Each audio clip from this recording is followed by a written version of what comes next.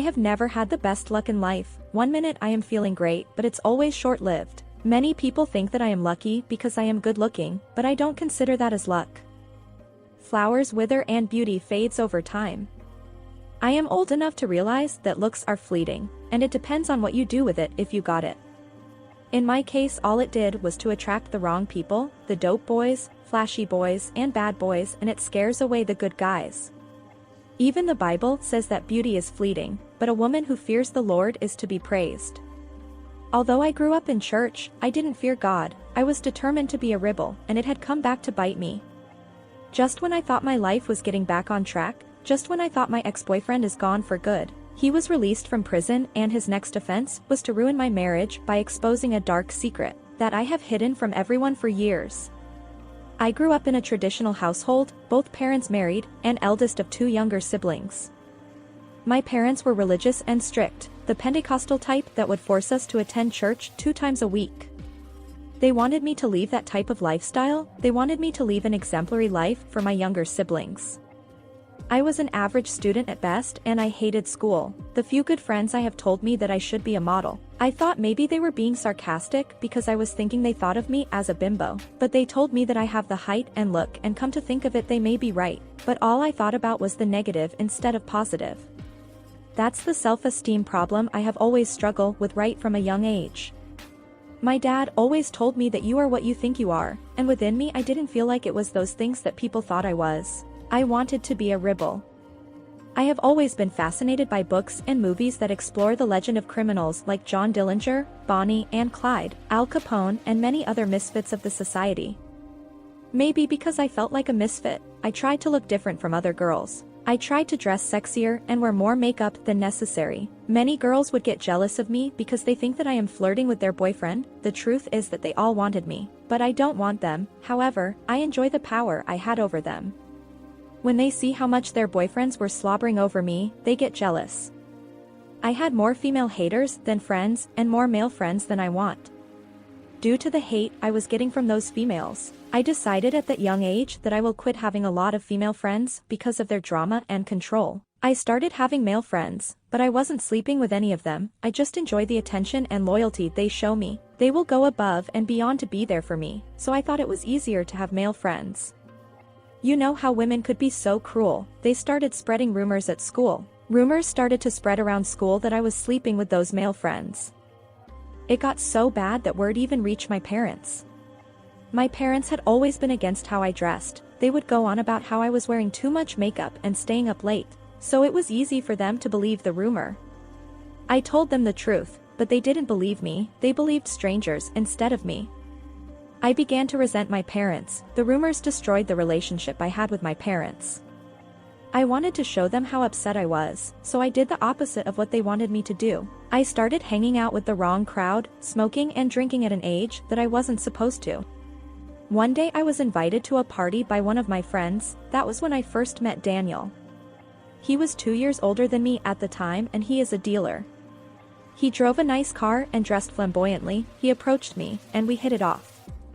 I felt like he understood me.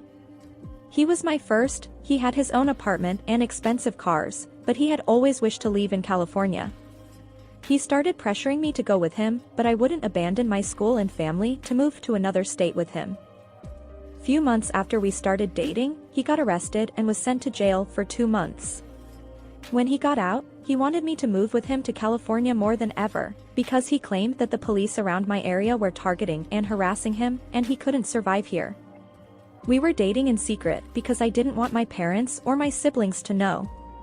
Until one day my parent called me for an intervention and accused me of dating a known dealer and that they heard that I was using. I tried to deny it, but they didn't believe me, which was not surprising. I was grounded and couldn't go anywhere besides school and church. I missed hanging out with my boyfriend, so he convinced me to run away with him. Unfortunately, I did. I wrote a note to my parents about how controlling they are and that I was going to run away with my boyfriend. I was 18 years old and 2 months from graduating high school when I ran away with my 20-year-old boyfriend. Back then I was living in a dream world. I was so naive. I was thinking that we were both Bonnie and Clyde. He promised me the world, that we would both travel around California. I didn't care how I was going to get money because he always had money, and I didn't care about how he made the money. He had a nice car then and we drove to Southern California and stay at an extended stay motel.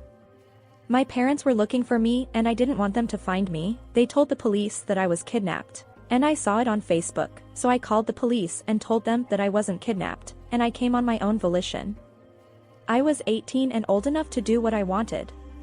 Shortly after we moved to California, my boyfriend got caught by the police for selling few grams of white powder and he got arrested. I didn't know what to do. I didn't have much, just a few thousand. I have no job or enough to rent an apartment. I had only half a week left before I get kicked out of the motel. I didn't want to go back home to my parents because I was prideful and didn't want to seem like a failure. I didn't want them to tell me that they told me so. I decided to go to one of my boyfriend friends who was also a dealer. He became friends with my boyfriend when he moved to California. He always seemed friendly, and I thought he was a good guy. My boyfriend was going to be in jail for about 5 to 7 months, so I asked him if I could stay at his place till my boyfriend got out. He had an extra bedroom, and he lives with his girlfriend, so I felt safe. I stayed at his place for about 2 days before he asked me to come to a party with him. A party with many of his friends, most of whom I didn't know. His girlfriend wasn't coming, so he wanted me to go with him. When I went to the party, the house was strange looking. Everywhere was dark in the house, and it was decorated with party lights. There were about 15 to 18 guys and just 4 girls, a DJ, and a bunch of alcohol and powder. I knew only one of the girls. Most of the guys were non-white, so I felt out of place. The male friend that I came with told me that some of the guys knew my boyfriend.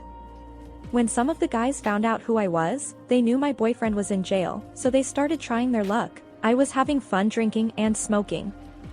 The guy that I came with disappeared, so I bonded with the girl that I knew. We were not close friends, but I knew where she lives, and she could be my ride.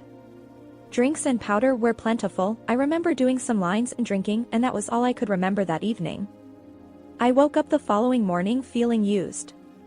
My purse was gone with my ID and some money I came with. Even the male friend that I came with was nowhere to be found, and nobody but me was in the house. It was like the house was abandoned. I will later find out that they messed with my drink and took turns at me. I later found that out from the girl what the me at the party did to me. They took turns on me. She claimed that she already left before it happened, and she couldn't do anything about it because I refused to leave with her earlier. I didn't recall what she was saying. I couldn't recall most of what took place the night before. In hindsight, it appeared that the male friend I came with set me up from the start. They are really bad people, and I was in over my head. When I woke up on the couch, nobody was in the house. The house was dirty and seemed like an abandoned house. It looked totally different from the place I came to last night. It didn't seem anywhere near what I thought it looked like last night. I woke up tired with a hangover. I wasn't going to go back to that old friend that I came to the party with. When I got out of the house, I was bruised, dress shredded, and could barely walk. I wanted to call my mom. I should have gone to the police, but what was I going to tell them? An 18-year-old runaway going to a party with 15 to 18 shady guys amongst shady people. Moreover, calling the police wasn't even on my mind. I was tired and helpless, and I wanted to go home. I approached an elderly woman waiting on a bus on the street and I asked her if I could use her cell phone. I wanted to call my mom in another state. As soon as I called my mom, I started crying, telling her that I wanted to come home.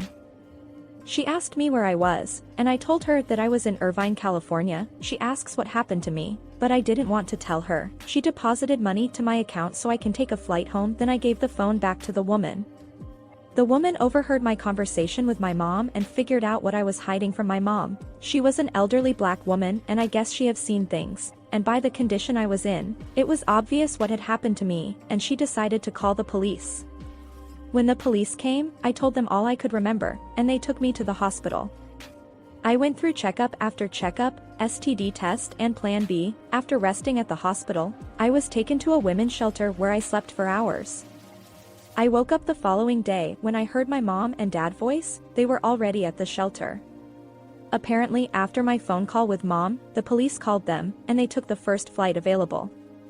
I have never been so happy to see my parents. I have never seen my dad cry before, and I was ashamed of what I have done to them. They planned on taking me back home that same day. I didn't have my ID, so we couldn't board a flight. We decided to take a Greyhound bus home. It took time for me to heal from that trauma and I was getting back to normal.